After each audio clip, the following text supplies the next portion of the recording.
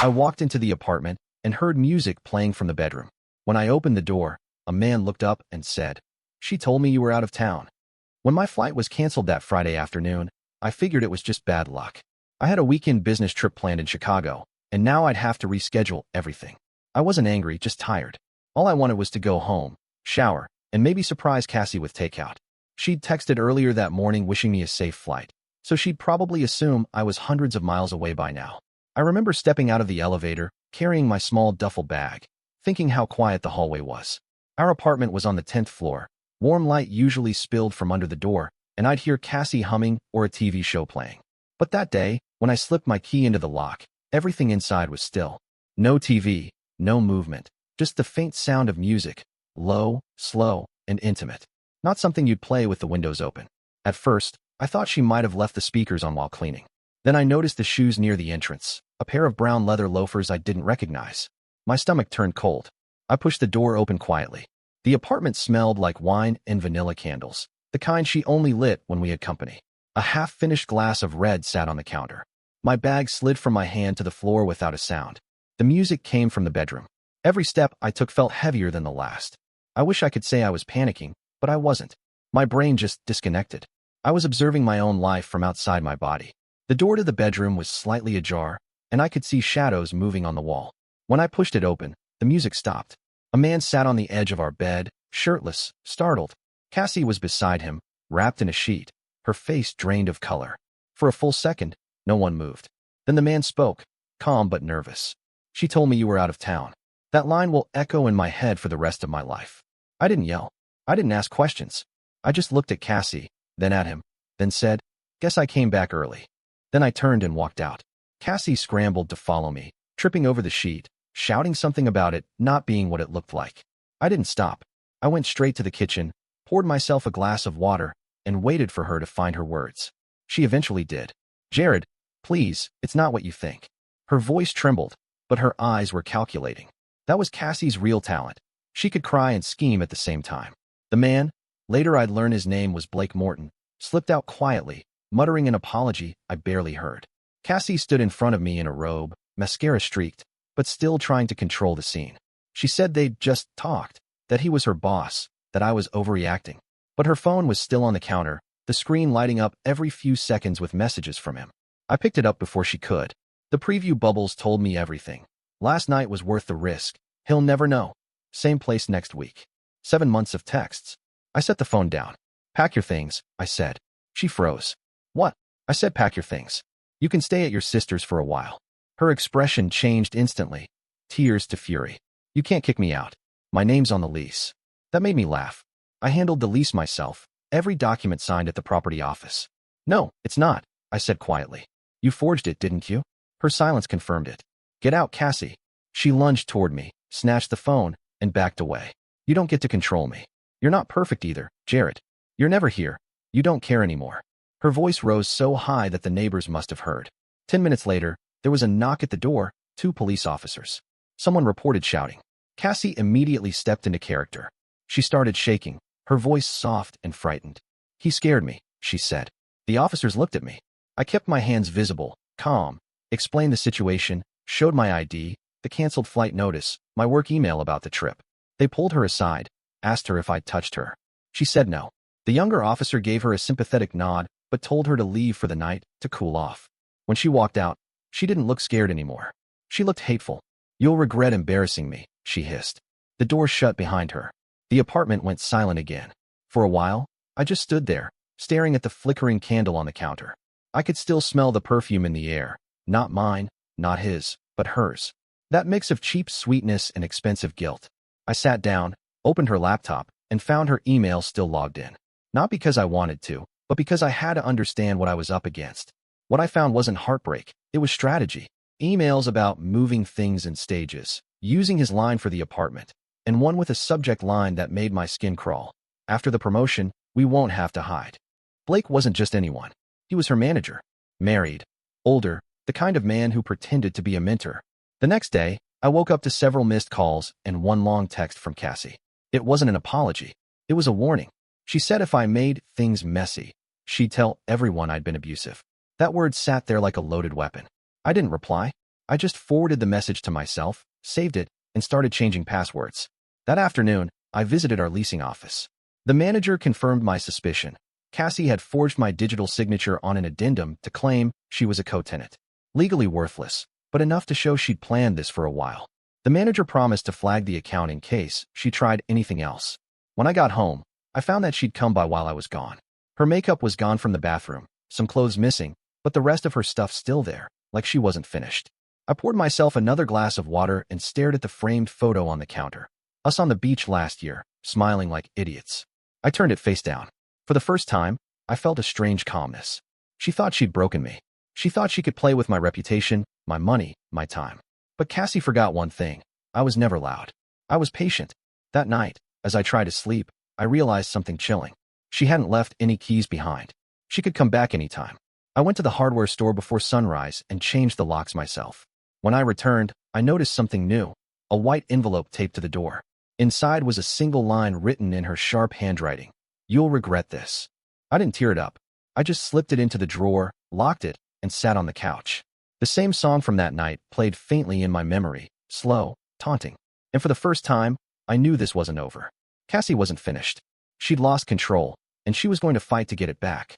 I just didn't know yet how far she'd go, or how far I'd have to go to stop her. The next morning started with a vibration on the nightstand. I hadn't slept. I'd just stared at the ceiling until the sunrise painted the room dull orange. When my phone buzzed, I ignored it. Then it buzzed again, and again. At first, I thought Cassie was spamming me. But the notification wasn't from her. It was my bank. Unusual activity detected. 3 charges. A designer store. A spa. A restaurant across town. All posted within 40 minutes. Cassie hadn't wasted any time. I called the bank immediately and froze the card. The rep on the phone asked if I wanted to press charges for theft. I told her not yet. Something in me wanted Cassie to believe I was still too stunned to react. Let her feel safe. Let her dig her own hole. By 10 a.m., I'd made my decision. No lawyers yet, no police. I wanted to look her in the eye again. I drove to her office. Cassie worked for a marketing firm, sleek glass lobby, fake smiles, and that smell of money disguised as vanilla air freshener. I walked past reception like I belonged there. The receptionist didn't even question me. And there she was, in a sharp navy suit, laughing with 2 co-workers near the elevators. Perfectly composed. If I hadn't caught her the night before, I'd never believe she could betray me. When she saw me, her smile faltered. "Jared? What are you?" "Checking my account balance," I said. My voice wasn't loud, but it carried. "Seems someone went on a shopping spree this morning, using my card." Her co-workers exchanged glances and stepped back. Cassie's face drained. "That's not. You bought a $400 perfume. Did you think I wouldn't notice?" A door opened behind her. A man stepped out. Blake Morton, the one from the bedroom. He looked different in daylight, less confident, more ordinary. His hair slicked back, wedding ring glinting. "Is there a problem here?" "Yeah," I said. "You're standing in it." The air between us tightened. Cassie grabbed his arm, whispering something I couldn't hear. Blake's jaw clenched. "You should leave before this becomes a scene." "Too late," I said. "It already is." And that's when I heard heels clicking rapidly across the tile. A woman approached, dark hair, businesslike, maybe mid-30s. She carried herself like she owned the floor. Her badge read, Nora Keene. She stopped in front of us and crossed her arms. "What's going on?" Blake's eyes flicked toward her, nervous, defensive. "Nothing you need to worry about, Nora." Her gaze snapped to me. "You're Jared, right?" I didn't know how she knew my name, but I nodded. Her expression hardened. "So it's true." Cassie tried to interject, but Nora raised a hand. "Save it. I've seen the messages." Blake's face went gray. "You went through my phone?" "I backed up your work files." Imagine my surprise when I found a folder labeled private. The hallway went dead silent. Cassie opened her mouth, but no sound came out. Her perfect corporate composure shattered like glass. Nora stepped closer to Blake, her voice steady but low. "You humiliated me at my own company. You brought her here like this was some high school drama. Do you realize what this does to both of you professionally?" Blake tried to speak, but Nora turned to me. "I'm sorry you had to deal with them. I'll make sure our HR department is informed." Then she looked directly at Cassie. "And you might want to start packing your desk. I'll be filing for separation, effective immediately." Cassie's hands trembled. She looked at me, eyes wide, as if pleading for rescue. "Jared, please, don't let her." But I just said, "I'm not the one you should have been honest with." Nora walked off, her heels clicking like punctuation marks. Cassie stood frozen in the middle of the lobby. Blake muttered something about needing to fix this, but she pushed him away. I left before either could follow. The drive home was quiet. I didn't feel victorious. Just cold. When I got back, my phone was already lighting up. 10 missed calls from Cassie, 3 from an unknown number, probably Blake. I silenced it and went to my desk. I opened our shared online banking. Another transfer. She'd moved $1,200 from our savings into an account I didn't recognize. That was it, the last drop. I called the bank again and froze everything. Then I created a new account, moved what was left, and closed joint access. By evening, Cassie showed up at my door. Her mascara was gone, but her anger wasn't. "You humiliated me at work," she shouted. "Do you realize what you've done?" "I didn't do anything," I said. "You did." She shoved past me, storming inside. "They're talking about firing me. Nora's making it sound like I'm some homewrecker." I didn't respond. "You think you're so calm, so righteous," she continued, pacing. "But you're not perfect either, Jarrett. You hide behind your quiet act because you're afraid to fight back. You just stand there while people walk all over you." I let her talk. Every word she threw at me was another glimpse into the twisted logic that had let her cheat without guilt. When she finally stopped, out of breath, I said, "You're right about one thing. I don't fight loud. I don't need to." That seemed to throw her off. "What's that supposed to mean?" "Just that you'll find out soon enough." She glared at me, then laughed bitterly. "You think you can outsmart me? Please. You couldn't even tell what was going on in your own house." She grabbed her purse and left, slamming the door so hard the frame rattled. That night, I stared at the dark TV screen, replaying the day in my head. The confrontation, Nora's face, Cassie's panic, Blake's humiliation. Somewhere in the mess, I realized something had shifted. The power wasn't hers anymore. She'd built this game assuming I'd break down, beg, or lash out. Instead, I'd stayed calm, and that terrified her. I didn't sleep much. Around 2 in the morning, I scrolled through Cassie's public social media. Her profile picture was still both of us at the beach. The comments underneath were full of fake compliments. I scrolled lower and stopped. 3 weeks ago, she'd posted a photo from a work retreat. The background looked familiar. A lake house outside the city. I zoomed in and saw Blake's reflection in the glass window behind her. I copied the post link and sent it to Nora. I didn't expect a reply, but a few minutes later, one came. "Meet me tomorrow. We'll end this properly." The next day, I met Nora at a cafe downtown. She looked composed again, but the faint bitterness in her smile gave her away. "I'm filing for divorce," she said. "But before I do, I want them both to face consequences." I nodded. "What do you have in mind?" She slid her phone across the table. "Everything. Their emails, office security footage, expense reports showing they used company money for their trips." I blinked. "You're serious?" "I'm very serious," she said. "And I want your help." We talked for an hour. No drama, no moral speeches. Just two people whose partners thought they were clever. When I left, I felt something I hadn't in weeks. Clarity. Cassie thought I was weak because I didn't scream. But silence was the one thing she couldn't handle. It made her nervous. Made her fill the space with her own guilt. She'd show me her cards. Now it was my turn to play mine. Before heading home, I made one stop, a jewelry store downtown. Not to buy anything, but to sell something. Cassie's engagement ring. As the clerk counted the bills, I realized how simple revenge could be when you let time and truth do most of the work. That night, Cassie texted me again. "We need to talk." I replied, "Sure. Let's do dinner tomorrow." She didn't know Nora would be there too. The fire was lit. And this time, I was the one holding the match. Cassie walked into the restaurant like she owned the place. That was her specialty, arriving late, pretending she was the one everyone had been waiting for. She wore a dark red dress, the kind she saved for special occasions, with her hair pinned back like she'd spent an hour rehearsing nonchalance. She smiled when she saw me, but her eyes darted around nervously. "Thanks for meeting me," she said, sitting down. "It's been crazy lately." I nodded, pretending to care. "You could say that." She leaned in. "I think we both said things we didn't mean. Maybe we can fix this. You and I were good together." It was almost impressive how easily she could lie with her pulse barely rising. "Maybe," I said, keeping my tone even. "But before we talk about fixing things, I'd like to clear the air." She relaxed slightly. "Of course. That's why I wanted to meet." I smiled politely and glanced toward the entrance. "Good. Then you won't mind if someone joins us."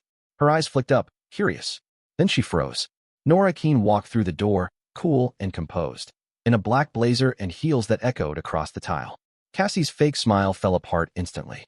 "What is she doing here?" I leaned back in my chair. "You said we should clear the air? I figured we'd all do it together." Cassie looked between us like a cornered animal. "This is ridiculous, Jared." Nora sat down beside me, setting her purse on the table. "Oh, I think it's long overdue." The waiter approached nervously, sensing the tension. Cassie waved him off without looking. You have no right to ambush me like this. Nora's voice was steady, almost cold. You had no right to use company money to fund your little retreats. Cassie's jaw tightened. You don't know what you're talking about. Nora opened her phone and slid it across the table. On the screen were copies of receipts, hotel bookings, and Blake's email approving travel expenses labeled as client meetings. Cassie went pale. I didn't speak. I didn't need to. The silence did the work for me. Nora wasn't here to argue. She was here to bury them both. You've been living off his money and cheating on his time. So here's how this goes, she said. You leave quietly, or I send this to HR by morning. Cassie's fingers trembled. You can't fire me. Blake's in charge of. Blake, Nora interrupted, is being escorted out of the building as we speak.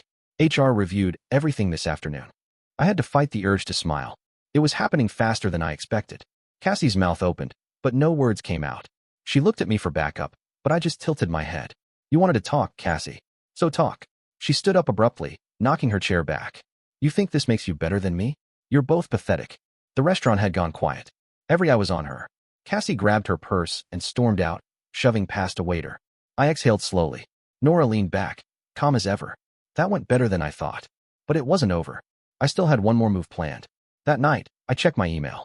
As expected, Cassie had sent me a long, furious message, half threats, half pleas. You've ruined everything. I hope you're proud. I deleted it. Then I logged into our old joint account and confirmed what I'd set in motion. The remaining funds were now in my new name-only account, and the old one was closed. She'd wake up to an overdraft notice. The next few days were a storm. HR suspended her, pending investigation. Nora filed for divorce. Blake resigned before the company could terminate him, but rumors spread fast. Cassie's professional reputation, once spotless, now smelled like cheap perfume and bad decisions. I thought that would be enough. It wasn't. 3 days later, I got an invitation from Cassie, a text, written like nothing had happened. Dinner at my place? One last conversation. My first instinct was to ignore it, but curiosity got the better of me. I went. When I arrived, the lights were dim, candles everywhere, jazz playing from the speaker. Deja vu hit hard. It looked almost exactly like the night I caught her. Cassie opened the door, smiling weakly. I just wanted to talk. No fighting. She poured wine, tried to make small talk about mutual friends, work, anything but what mattered. I listened in silence. Finally, she sighed. Jared, I made a mistake, but I don't deserve this. You could have just walked away. You didn't have to destroy me. I stared at her across the table. I didn't destroy you. You did that yourself. Her hand trembled as she lifted the glass. You think you're so calm, but you enjoyed watching me fall. I didn't answer. She laughed bitterly. You're crueler than you think, you know that? You and your little friend Nora, perfect match. I stood up. Enjoy the wine, Cassie. When I reached the door, she said, you'll regret this. You can't just erase me. I looked back. I already have. The door closed behind me, but her words stuck like a thorn. The next morning, I woke up to a message from Nora. She tried to use your name again. Apartment lease. You might want to check your email. I opened my inbox. Sure enough, there was a forwarded lease contract from the property manager. Cassie had forged my signature again, this time to renew the rent. Only now, thanks to the lease update I'd done earlier, she was the sole tenant on record. It hit me then. Cassie had no idea the entire lease had been switched 2 days earlier. I'd used the same form she tried to forge, legally transferring my portion out and notifying the landlord. In one move, she just made herself fully responsible for the $3,200 rent she couldn't afford. That evening, I got another text from her. Why did they say I'm the only name on the lease? Did you do something? I replied simply, you told me I'd regret this. I'm still waiting. The next day, Nora called. She showed up at Blake's apartment. He kicked her out. She's losing it. She'll land somewhere, I said. Nora was quiet for a moment. I don't think you realize what you did. You didn't just expose them. You stripped away the game they built their lives on. That kind of person doesn't recover easily. I'm not looking for revenge, I said. Just balance. Then you got it. We hung up, and I sat there for a while, staring out the window at the city lights. Part of me felt lighter, but another part couldn't shake the thought that Cassie wasn't done yet. She was the kind of person who always needed an audience. And when she lost control, she'd burn everything to get it back. That night, I got my proof. A voicemail. Her voice, slurred, half crying, half angry. You think you won, Jared? You think this is over? You'll see what losing really looks like. Then a crash, glass shattering, and the message cut off. I didn't call her back. Instead, I called Nora. She'd received the same voicemail. We agreed to do nothing. Cassie wanted chaos. Silence would kill her faster. By the next week, she was gone from the office, from the apartment, from social media. It was as if she'd erased herself. Then Nora texted again. HR released a final statement. They found proof she'd been falsifying travel invoices. She's banned from the industry for 2 years. I reread that line 3 times. For the first time in weeks, I felt something close to peace. But peace doesn't come cheap. Later that night, as I closed the curtains, I noticed a figure standing on the sidewalk across the street, still, watching. My heart stopped. When I looked again, they were gone. Cassie's words echoed in my head. You'll regret this. I didn't know yet whether she meant it as a threat or a prophecy. For a few days after the voicemail, the city felt quieter. I thought maybe she'd finally disappeared. Maybe the storm had spent itself.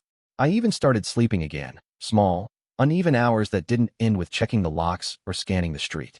But silence never lasts with someone like Cassie. It was Thursday afternoon when my phone rang. Unknown number.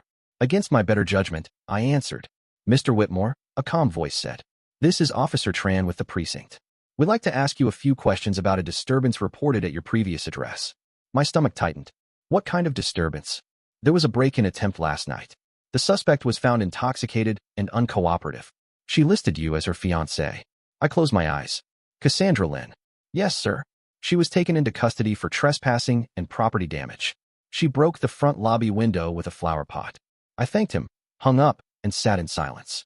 I should have felt angry, but instead there was just exhaustion, a deep, bone-tired understanding that this was the last stage of her spiral.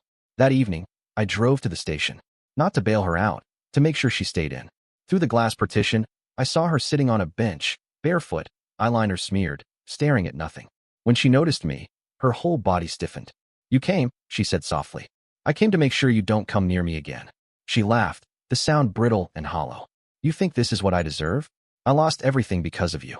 No, Cassie. You lost everything because you thought everyone else was a pawn. She looked down, voice trembling. You were supposed to love me. I did, I said. That's why you got away with it as long as you did.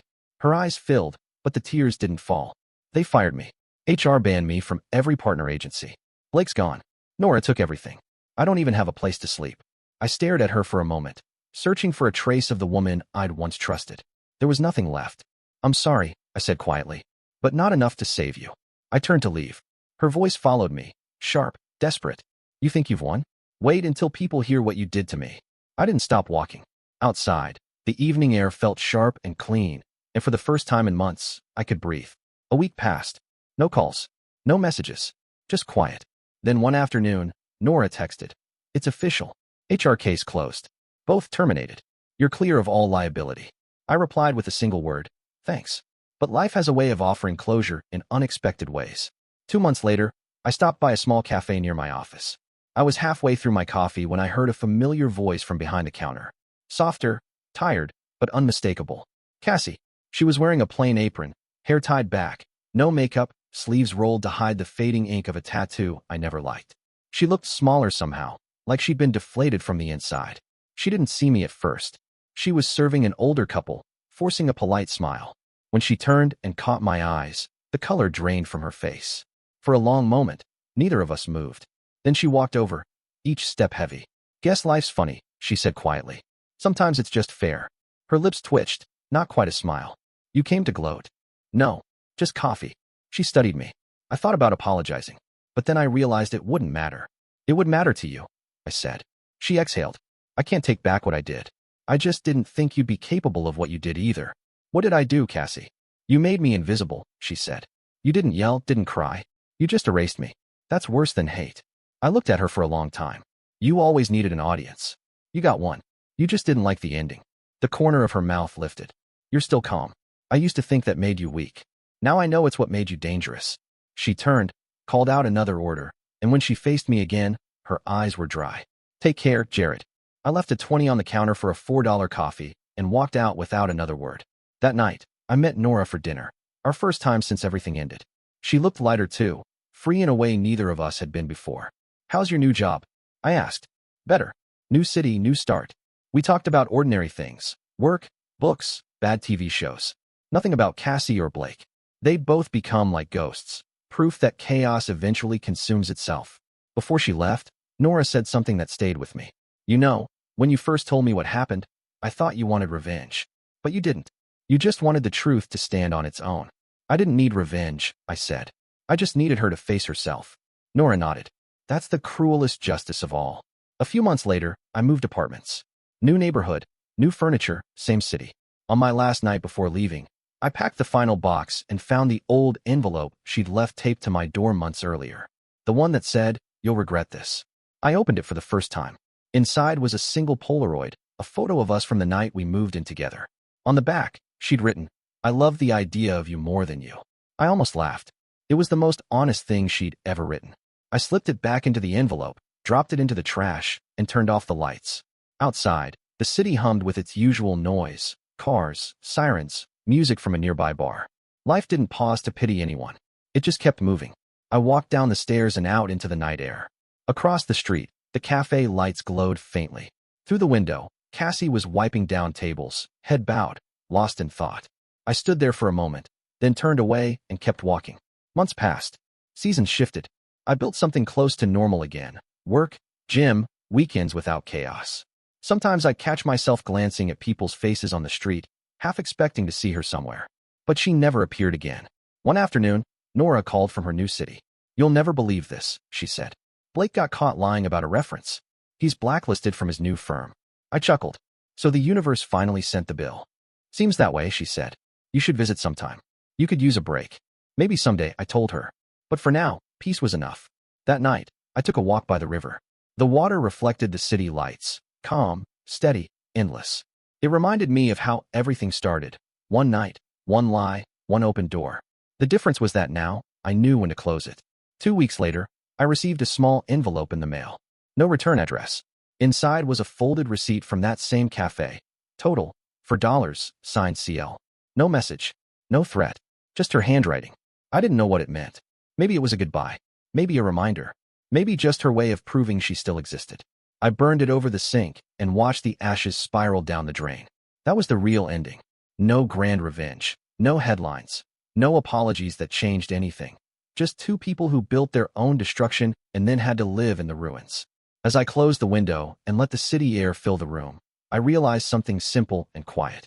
Sometimes, the most powerful thing you can do isn't to shout, or strike back, or even forgive. Sometimes, it's just to walk away so completely that the person who hurt you can't even recognize your silence anymore.